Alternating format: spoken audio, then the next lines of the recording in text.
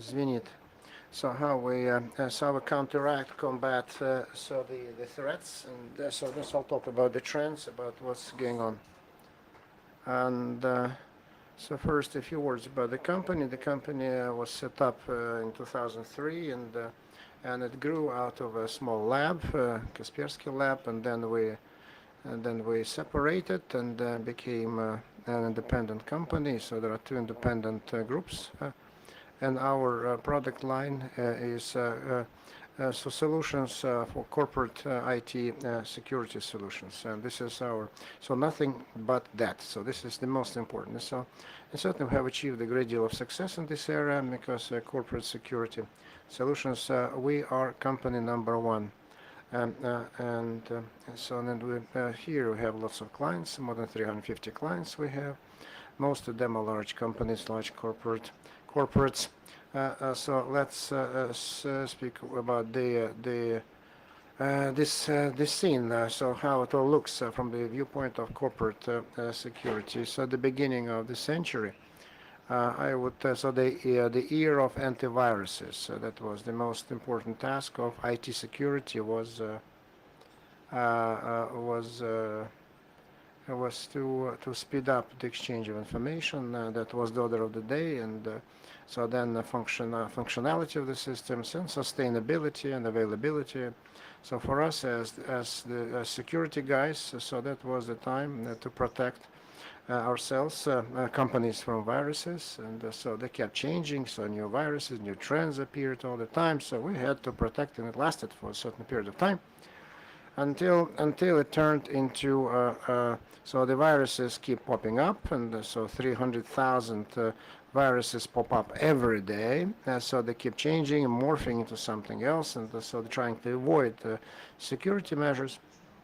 So that's why from this point, they just got worse, but nothing changed, and there are many more. So, but we got accustomed to something inevitable, and so now we learn how to react quickly, respond properly, and so everything is more or less okay. And then something then the DLP security era started 2000 2009. Then so they realized that information can leak, can be stolen, and etc., can disappear, and so I called it certainly in a far-fetched manner. So I called it an era because this era goes on and this is still there. Now there's a new trend now, more. And this trend is so protecting your IT perimeter against leaks and theft, and so then secure storage of data and transfer of this data, and so then the paradigm needed to be changed. So the documents were made of were paper documents, paper exchange, paper flow. But by 2010, so the majority of documents became electronic documents, and the concept of protection of these documents changed naturally. And by 2010, so we realized that to DLP protecting only documents is not sufficient, like DLP does it. So we need just to forestall other risks, so which keep popping up. And so we decided so the era of business protection. So this is fighting, combating risks, because like mushrooms in corporate started to appear. So the companies so offering you protection against the risks. So there's a simple software, difficult software, and this could be an Excel table that actually reflects the risks, maybe consultations, which is a way to protect the company from risks. Ernst & Young does that, just gives consultation, provides consulting services. But anyways, all related to risk. And we fully realize that if the information is lost, that's bad. That's very bad, and so there is no need to talk about that. If we so then how to protect against leaks of information? Because at the end of the day, so we put up a monitor so on all channels. So we catch this information, analyze it, and then we either block it online, and so that happens in 60-70% of cases, or just we let it go through, but then provide this information to the security officer so that this information was an attempt to steal this information. And then we do the monitoring, and so we know just who, how, where to send this information. This is the concept of DLP. And so now the trend is changing. So just we decided to, we didn't know how to call it, what to call it, and so I isolated a new product category and decided to call it internal threats information security, because DLP is actually to some extent is internal threats information security as well. So then in-house threats protection. But we decided to name it so ITIS. That we coined this new new abbreviation. What's the difference between DLP and ITIS? So the ability to isolate suspicious trends and to block. So we do not analyze the entire gamut of a corporation, but only the zones that we deem are suspicious. We deem suspicious. And so just we've been doing that for many years, about 10 years, so we know a lot about that. And so we do reporting as well, so how the leaks are organized and in which way so the information is leaked and through which channels. And so you can see, so for example, the channels of leaks. So in 2014, the trend about faced all of a sudden. So while someone was saying that there were paper documents, it was the main channel of loss. Then in 2014, the main channel is network. Network is cloud. It's cloud. This is where the fish, and now the cloud technologies came to our lives, and then so now so they're happy that now just information can be stolen from the cloud. And this is very easy. So paper documents so became so second in importance. So losses, for example, I left my my tablet in a taxi car, for example, or I lost my smartphone, or I had my tablet stolen. So this is 16%. This is number 3. And the rest, for example, email that is protected by corporations is only number 4, and so which is far behind. Very interesting chart because it shows what channels need to be protected. And so the statistics. So we collect statistics on all leakages that we identified in the press, in the world, published information about the leakage. So we put it on the list. And so 2014, so we have about 1,700 leakages took place. And then we analyze how, through which channels. So understand that this so leakages into the press, this is the top of the iceberg. It's only 1% that got into press. But even judging by this 1%, you can get an idea, you can get a cross-section and identify the trends. And from the viewpoint of types of information, 92% personal data leakage. 92%. Why? It's obvious. So the personal data is liquid, can be sold. It's know-how, it can be used. So very often it's the client databases where the bank's database is stolen, and then they say so we can just offer a deposit at 2% cheaper or a loan at 1% cheaper, and so then people go for it. Then the commercial secret is behind only 4%, and the state secret is only 1.7%. But this is a lot because it's quite sensitive, because the state secret, because so there are several hundreds of thousands of leakages all over the world, and 1.7% for state secrets is a lot. Then so this is the picture. It's certainly it's very versatile. So medicine, so broken down by industries. So medicine in Russia, it's banks, and medicine is global. So global leakages. Why? Because liquid data. So they steal patients' data, and then they offer certain services to the patients what they can actually can sell. Then education institutions and the special agencies and state authorities, number 3. And banks and financials is only number 6 in the world, and in Russia, banking leakages is number 1. And so then examples of retailer, a big retailer, for example, that sells food and had a database of their employees, and one of the employees stole and put it in the social networks, information about salaries, put it all up for everyone's scrutiny. And so the company had to certainly to pay.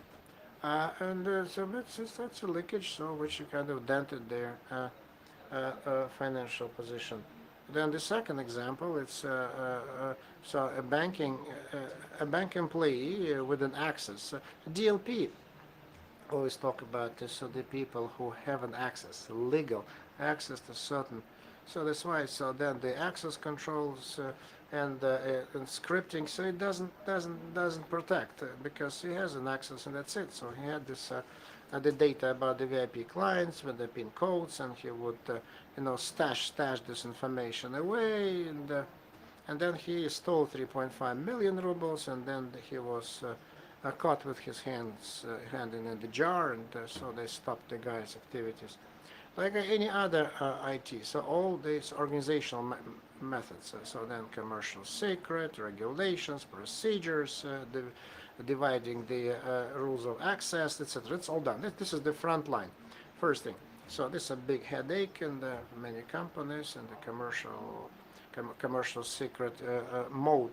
So sometimes it takes them years to introduce the system, and then they have certain technical methods of control, and there are none. There are none very good. For example, you install it and forget about it, plug in and forget. No, there are no such. It's additional headache, a big load. So that is why the service is always fighting those methods. So there is a fight between the IT guys, the security guys. So one want to impose, others want to. They're shying away from it. And then you can only block any access, right? There's many banks do that. They just block, so no internet access is available. That's it, period. Some banks do that. And but for example, if a computer can get to internet, so then we need to find a ways how to tiptoe around those bans and still figure out a way to organize a leak, and then a leak will be much more serious. And then so why spying the staff. So it's but it doesn't work because the efficiency is very low. Spying the personnel, and then so the let me talk about our comprehensive approach to protect data. So our approach is different. Many companies now copy us because think that the main means to protect is not software. So as a means to many think that this is software, you just install it. No. So the only ways to protect against leakages and leaking information is the changing of mental state. So several stages. So this it's mindset. So if you take an antivirus, so I understand antivirus is looking for viruses that are put on the database or just using different algorithms. But when we're catching a leak, for example, so for a bank, so then for oil company, it's one vulnerability. For bank is another vulnerability. So the power company is another vulnerability. So they understand it differently. That's why we want to catch a leak. Then if there's an oil company, someone will be looking for the CVs, right? Another company would be looking for certain documentation, production documentation. So that's why at that initial stage we need to understand what is it that we're going to catch. Because we don't know what we're looking for, we can't catch it. So that's so then it's a pre-DLP stage, which is we do the audit of IT security. So show me what you got, and so we need to understand what is it that you need, and then the data classification because without it it doesn't make sense, and then the introduction, the methods how to maintain the commercial secret, and then software, and the third stage you can do the corrective measures, adjustment, tuning of software, and then corrective measures, adjustments, etc. But pre-DLP it certainly is a guarantee of successful program, and so you need to give a list of policies, developing. So lots of moves need to be done, and so the better they develop this stage, the more successful the final installation will be. I like this picture. So in the basement. So usually before we we move into a new corporation, everything is in a heap. You see on the left side, and then we launch this program. So pre-DLP, everything is in its place, everything on its shelf, and everything clean and nice and very neat and tidy. And so we tell them how we catch. And it's very easy to catch if it's not just lying in a heap, right? So then the DLP stage, it's a software that does the analysis and the catching. So there are many channels that need to be combed. So now we connect voice. Yeah, voice is huge. Lots of memory is taken. And so we're just only some pilots working on it right now.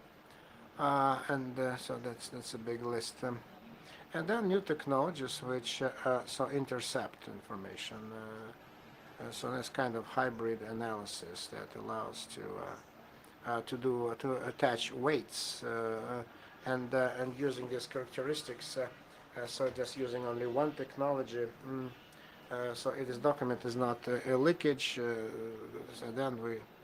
then post DLP is so this is a digital proof for the court, so because so it's much better to fire a guy than to take him to court, and so it's not using.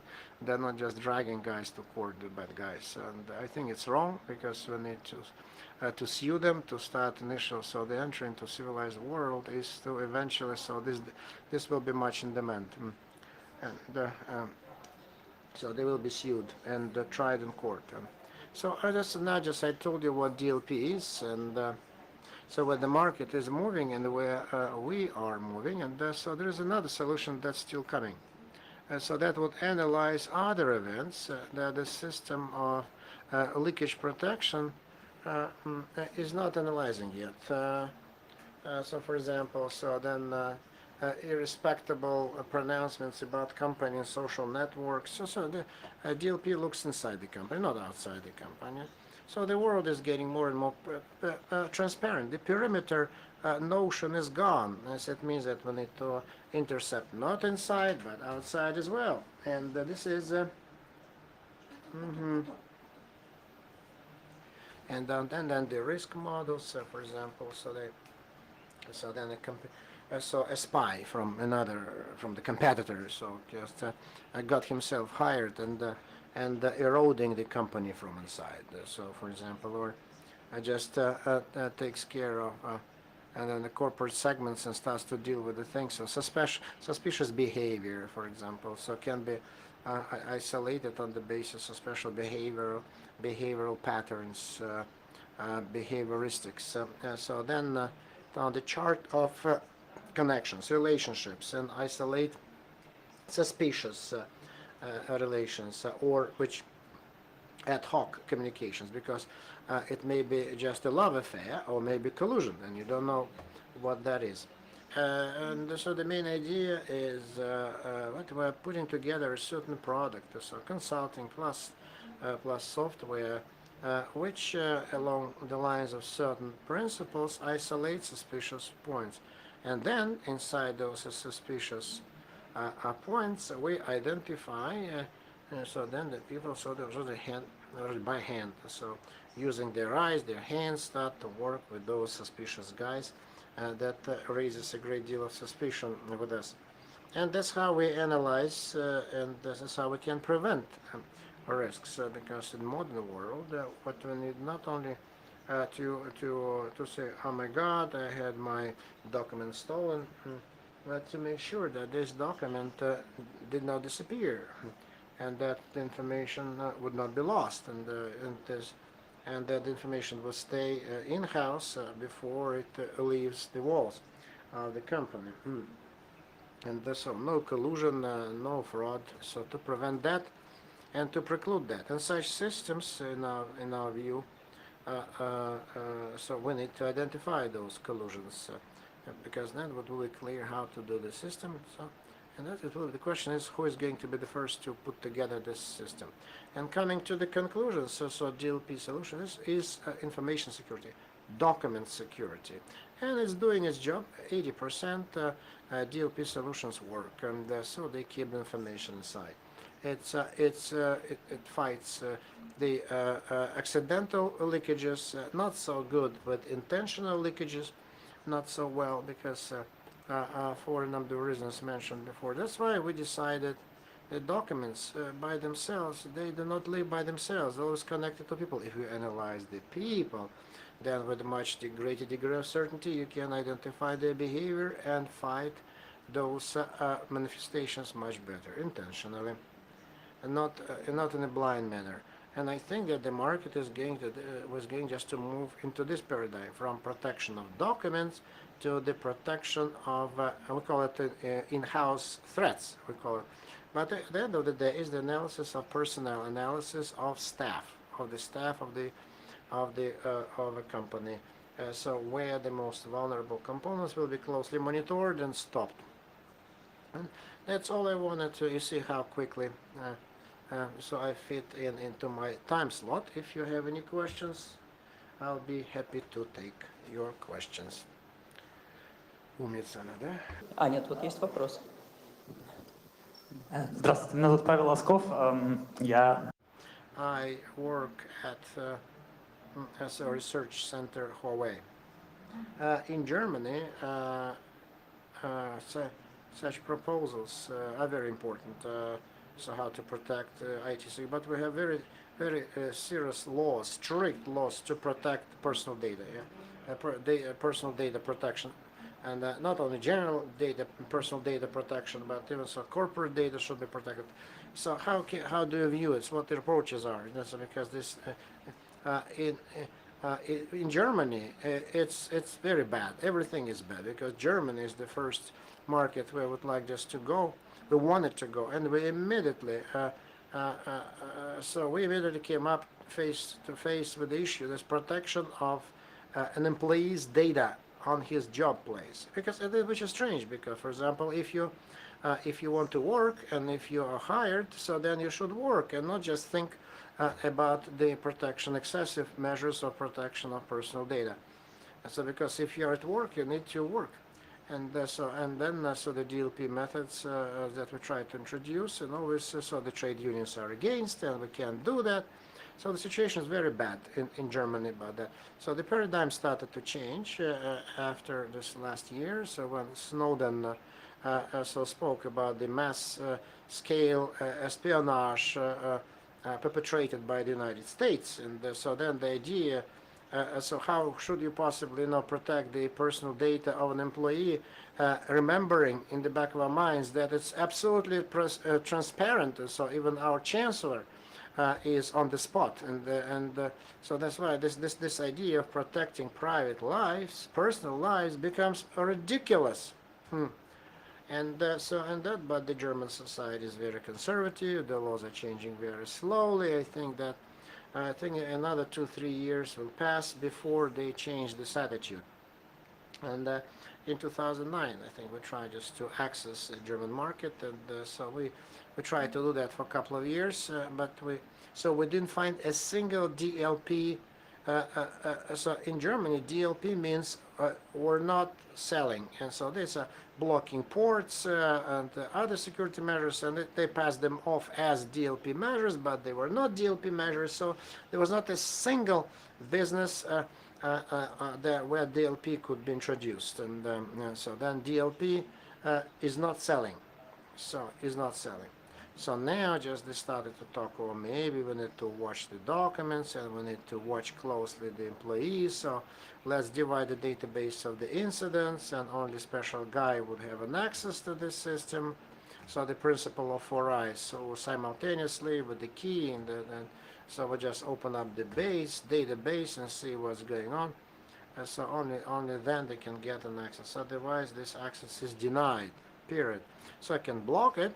But if there's a mistake there, and so then so the small mistakes, so which is this artificial intellect of the first or second order, so there may be some mistakes. But you will have to get an access to the database anyway if we are to do anything about security.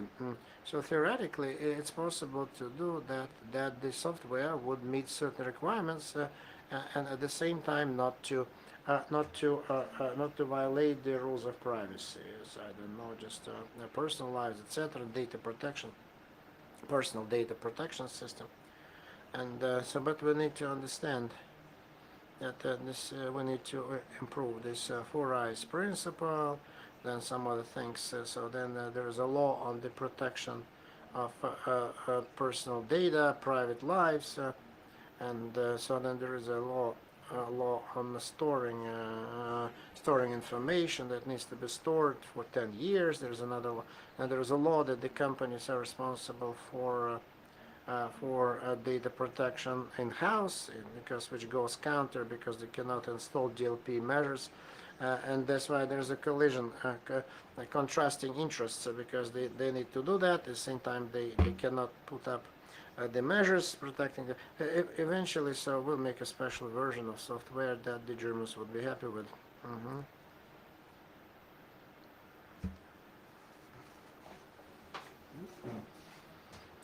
Dmitry Markin.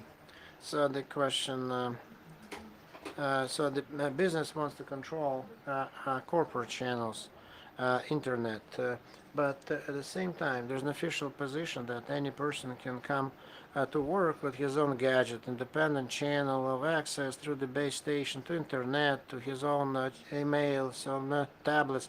What's the point of introducing DLP system? Because we can just ban on catch only the official channels, but there's always another way out, because risks.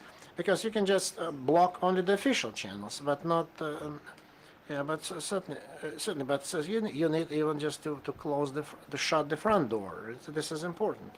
At the same time, understand this vulnerability. So then this principle, bring your own device, that everyone is promoting, advising, and advertising. Because at the end of the day, I think this is a disaster for IT security. This is a disaster because the main source of leakage of information is a smartphone. A smartphone is a small computer, can do anything, just like a big computer. And and it has more opportunities because it uses other protocols. Very difficult to control it. So now in the market, there is no solution that would protect the information. There are MDM solutions, MDM, mobile device management class, that allows you to control, to monitor security, but in fact security setting to do on the mobile devices, but they will not control the content because it's a very complicated thing. So how do you arrange it on a computer? Very simple at the endpoint, and mainly this is server part. It means that we upload everything to the server, then analyze all those technologies, so 8 technologies, so they all keep working, and then they will provide the verdict. And if you do it on the mobile device, you need to mirror the information. You need to understand what and where, and the channels are very difficult, very convoluted. As an agent, you can make it as an agent, but go to the low level. What do you mean? So you need to support all the variety, and now we have approximately 4,000 types of mobile devices with different iOS or OS, and no vendor, including Symantec, cannot support all these zoo. So probably 6 or 10 cell phones would be supported, but from the content point of view, Symantec tried, now they announced, but very few do it. I mean, this protection. For a long time, we have been thinking how to address it. On one hand, we tried to take 6 cell phones. So in the fall, we're going to come up with our solution.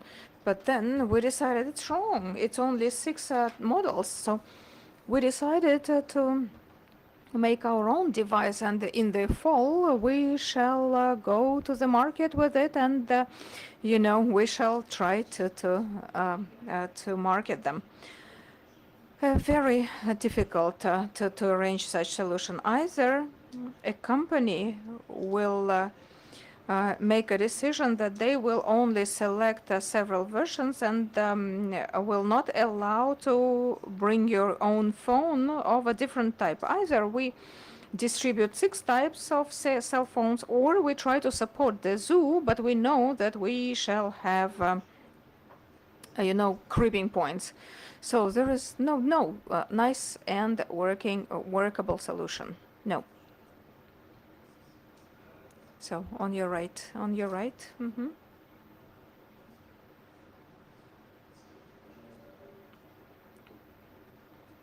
So I want to talk about those internal, behavior breaches and to analyze. I'm in a bank. Actually, we see more and more solutions in the market, but they're very, different. So either you can watch what the behavior on the working station, or attempts to penetrate the DBs, or try to find links in the social network to find out if your employee is connected to some criminal gangs or whatever, who will buy the content, or competitors. But there are no centralized solution that would collect everything into a console. You are working on it, right? But the most interesting question is when you're going to make it and how much it's going to cost, because your costs are very high. Will the small companies afford it?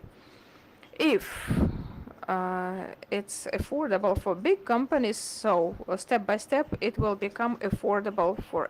So far there's a trick, there's a catch. One thing is to present nicely, but another is to develop such a solution. I'm not sure it's absolutely possible. For instance, if we have this cross-section between technologies, we shall have connections or conclusions that will give you false results. And it's hardly possible. So why the solutions do not exist? Because no one tried to combine. We tried to combine some graphical connections or technologies that allow to, for instance, trace negative feedback in social networks. We understand how to look for negative feedback, but there is a catch in the user ID. You can link it to DLP, but we are not sure if this system can be developed at all. And I cannot tell you about the price. So I guess we shall come up with a new version, the beta version of the system next fall. But speaking about the prices, I can tell you, as a rule, the solution is going to be very expensive in the beginning, but as you scale it, the price will go down. If it works, we shall be able to reduce the price. But the question is if the solution will be efficient enough, if it's possible to create it at all. Can you please tell me if you plan to distribute this solution? Now, antiviruses and cryptographic protection means are quite popular, and when you start to deploy them, there is never a question why. But speaking about DLP, CE, and IPS and other systems, so people always ask, why do we need it? Because it's not going to give us anything. It will only make our work harder. So we have been promoting DLP since 2007. We have a department, an analytic department, collecting the leaks, reports, and things like that. We are serious about it. We made a conference. We publish books. We have a portal about internal leaks. So everything, within our power, we're trying to. But DLP has a serious issue. When I was showing my approach, pre-DLP and DLP and things like that. Unfortunately, the company expects that DLP is software like antivirus. So you just come and install it, and it will show you all the leaks. And sometimes when people install it, deploy it, and it catches nothing. So companies get disappointed. But this thing does not work automatically. First, you need to understand what you are going to catch. So why small companies have very little acceptance of DLP? Because they don't know how to arrange cheap consulting. Consulting is always expensive. They need to come, they need to set it up. But you cannot, charge $1 for it. So it means that 200,000 rubles solution for a small company is either a fake or contains principles. So what we do, we just make solution for banks, for utilities, for sectors, 17 verticals currently, and each vertical installs the vertical DLP. But each company is individual, and the risk is that we are going to catch something wrong, not what the company requires. So fine-tuning for the company is necessary. In this respect, DLP is a kind of tricky software because you need to educate, explain, fine-tune, set up. People have to sweat over it. That's why this negative impression. Look, DLP technology is only 10 years old and antivirus is 25. It's more mature. So I guess within the next 15 years we shall learn and probably remove this negative perception.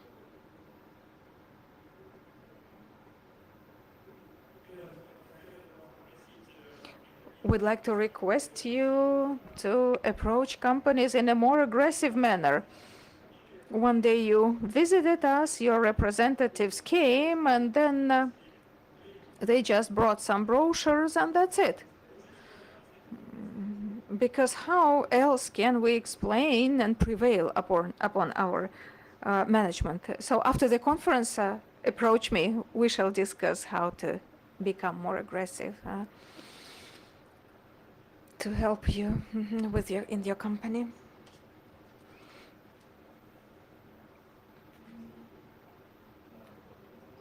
So my name is Fyodor. So speaking about promoting DLP solutions, it is software that is rather positioned as a security one. But what about the state companies, where probably legislation is a higher motivating factor, or certifications? Do you have any moves in this respect? Look, we have even a person in the analytics department that studies legislation in the countries, probably 10 countries where we are present, and on the information security innovations that can apply to the company, we track, we monitor. For instance, look at the law on personal data. Immediately, we change our software to comply to, for instance, a second class.